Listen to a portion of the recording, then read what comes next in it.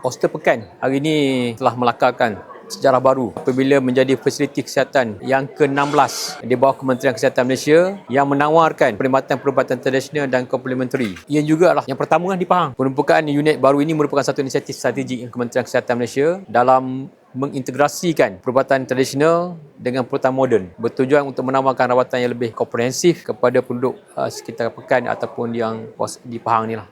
Dan servis beroperasi sepenuhnya memfokuskan kepada modaliti perubatan Melayu tradisional dan perkhidmatan ini dikenalikan oleh pengamal perubatan tradisional yang bertauliah dan terlatih serta dipantau rapi mengikut PIawan pada KKM bagi memastikan keselamatan dan kualiti rawatan. Perubatan tradisional ini di unit ini ditawarkan khusus untuk rawatan sokongan komplementari yang bagi pesakit yang mengalami pertamanya kesakitan kronik pain ni bagi mengurangkan kesakitan termasuk sakit belakang. Yang keduanya untuk pemulihan pasca stroke, membantu meningkatkan mobiliti dan mengurangkan kekejangan otot bagi pesakit yang telah stabil. Perkhidmatan beroperasi daripada Isnin sampai Jumaat bermula 8 pagi hingga 5 petang kecuali cuti umum lah. Dan bagi mendapatkan perkhidmatan ini pesakit perlu dirujuk oleh pegawai perubatan atau pakar perubatan klinik atau ward terlebih dahulu lah. Dia kena pastikan dah dapat ada rujukan dengan doktor bagi memastikan kesesuaian rawatan kepada pesakit. Cas yang dikenakan sangat murah lah, baru RM20 sesi rawatan. Cukup murah, RM20 sesi.